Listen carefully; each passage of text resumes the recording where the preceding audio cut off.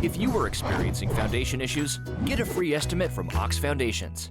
The B.B. Calmer Booster Club presents the Coach Adam Fossett Show every week here on Daybreak Live on our Coach's Corner. Coach, to say that officials don't play a role in a football game would certainly be an understatement, and we never try to talk adversely against officiating. We're not this morning, but it played a role in the game last Friday night, that double overtime loss at Winterboro. Yeah, it was a lot of adversity. There was a lot of things that it felt like every time we had something going, there would be a flag or there'd be something happen. So a lot of adversity in the game, a lot of things that you just kind of shake your head at, and you're like, wow, that didn't seem right. So Winterboro, of course, with their first home game of the year, and we're going to talk about some of the highlights, and the quarterback for Winterboro gave B.B. Calmer some problems. Yes, quarterback did a good job.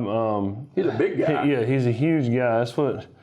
That's what I told one of our coaches. I said the quarterback would probably be playing guard for us because we have a lack of linemen. But big play offensively for your Tigers here. We did some good things offensively. Raphael Johnson did a good job for us getting to the corner on the outside zone and scoring for us. And it was the game just for us, and we've talked about this week, and it's kind of a lead over from last year. Is we don't start fast. We don't start.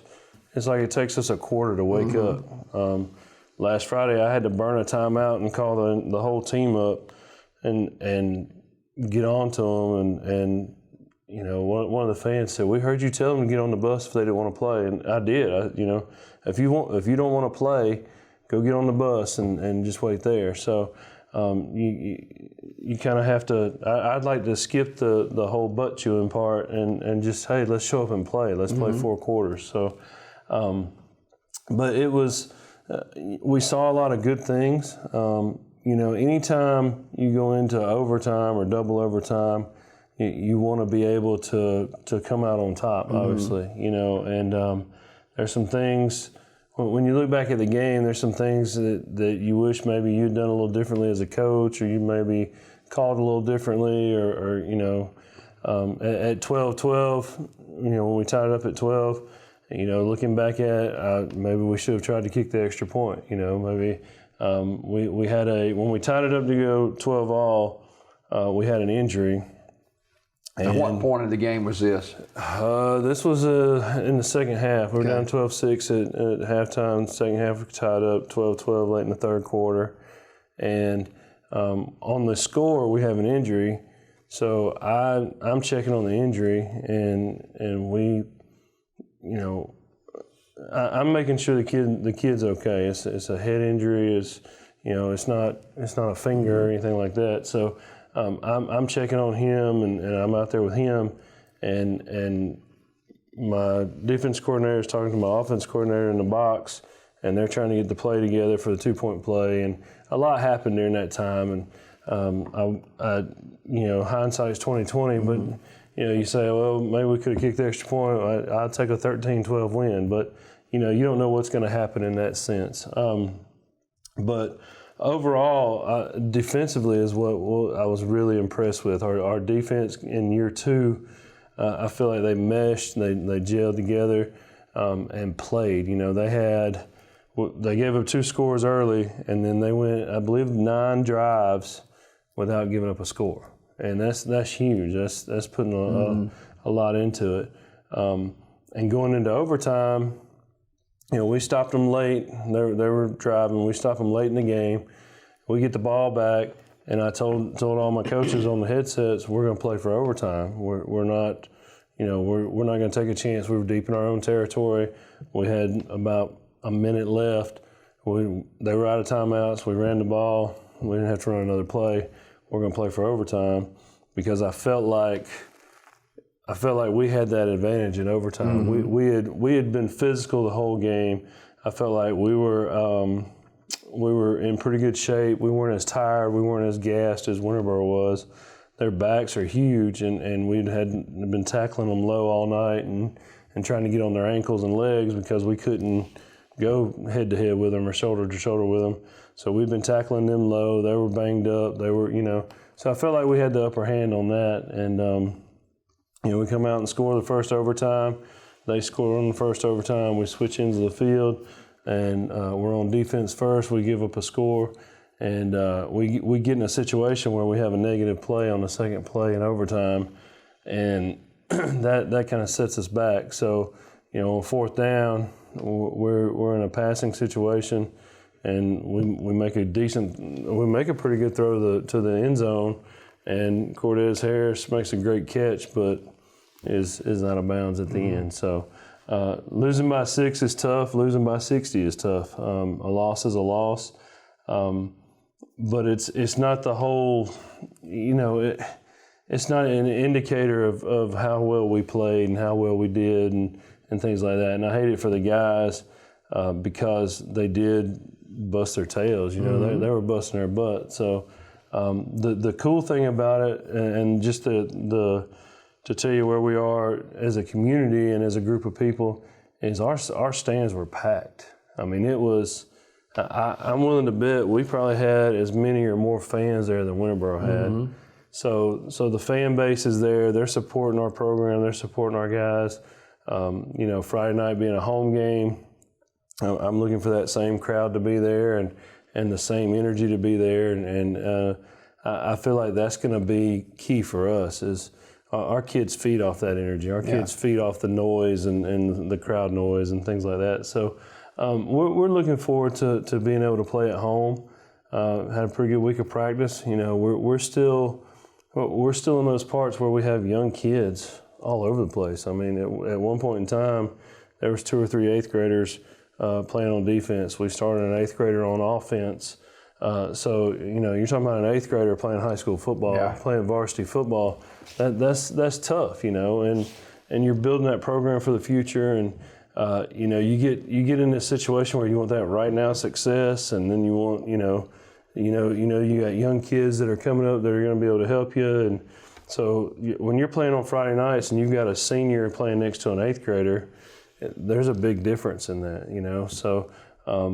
And you got, when you think about 8th graders going against seasoned defense or offense, and just the physicality of it is one thing. Just the physicality of it, the experience part, just the sheer body difference sometimes, and we've got 8th and 9th graders that are big, strong kids, but still that experience, that level of, that kid may be a junior or senior across from him, and he's got all that experience where this is, my right tackle, this was his first start, So he's coming into the game, and you can see him from the sideline, you can see the whites in his eyes, because he's a little nervous, and he wants to do well. He doesn't want to mess up. It's not a fear thing. He's not scared. It's just, I don't want to let anybody down. He had never been there before, right? And he'd never been there. So, but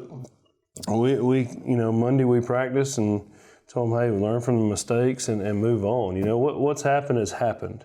I wish the result was different, but I was happy to see that through a lot of adversity, our kids never quit. And I've heard that all week from people. Coach, those kids never quit. They never quit. They played hard. There's people that,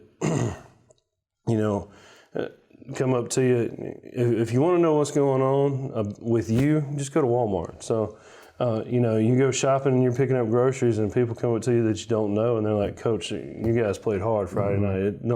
You have nothing to hold your head down about or whatever else. I'm like, I don't know who you are, but thanks, but people see the work that's being put in. They see that our kids are working hard.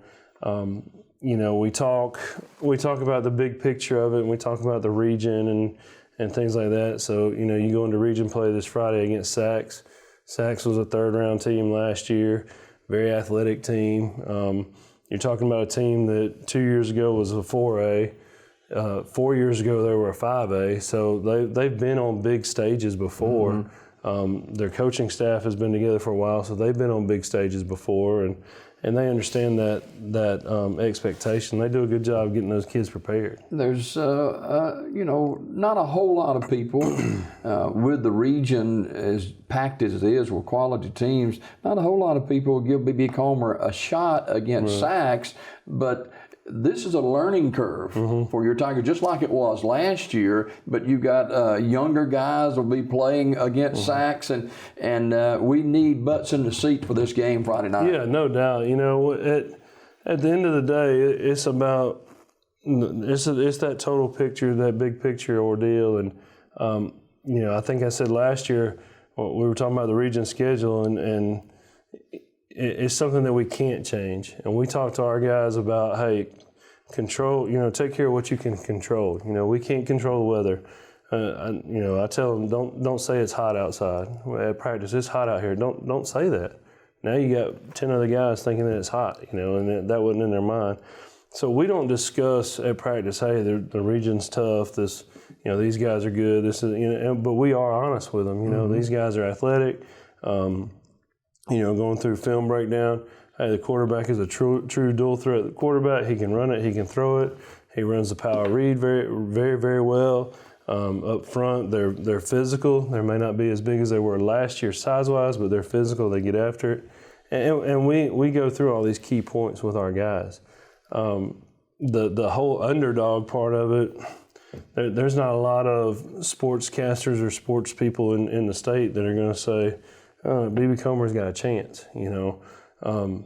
Our guys, our staff, everybody in our field house, we think we have a chance. You tee it up, Yeah. That's why they play the game. On paper, we're not supposed to win. Sure.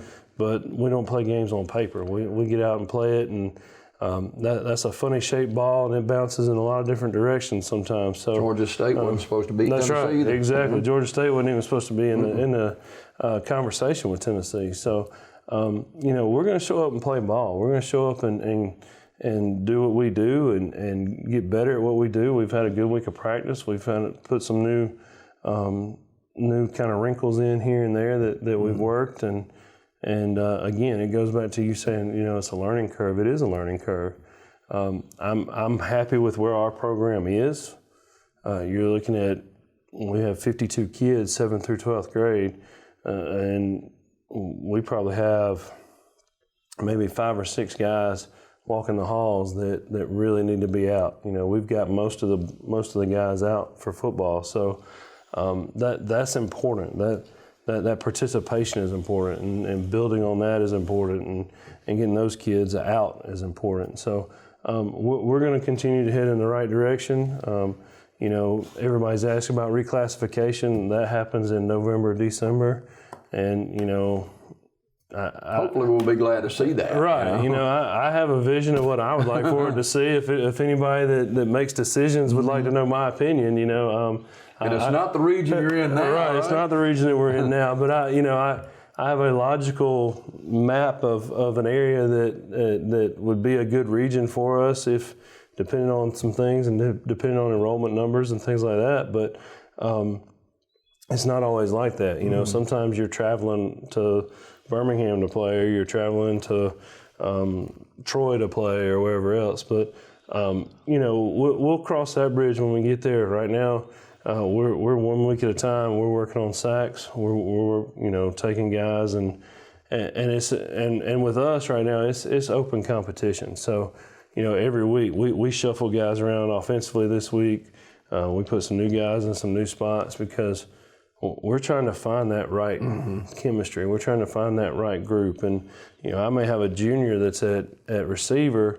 Well, I've had to pull him to work at some tailback. So now my junior receiver becomes a 9th grade receiver. So just a lot of moving pieces. And when you move that many pieces around, there's a lot of teaching and coaching going on. And we do a good job communicating as a coaching staff as to, hey, look, we need somebody else to step up at this position because so-and-so's banged up, or, we need to be a little bit deeper there. And so we have guys that are literally practicing 2 or 3 different positions. so that they can be prepared for Friday night. Coach Adam Fossett, the head football coach and athletic director at B.B. Comer, is our guest this morning on the Coach's Corner, brought to you by the B.B. Comer Athletic Booster Club. And know that tomorrow night there'll be a lot of people there for B.B. Comer's home opener. And Coach, we wish you the best and your team, and we'll see you back here next week. Yes, sir. Thank you. Coach Adam Fossett, the head football coach and athletic director at B.B. Comer High School, on our Coach's Corner. More after this.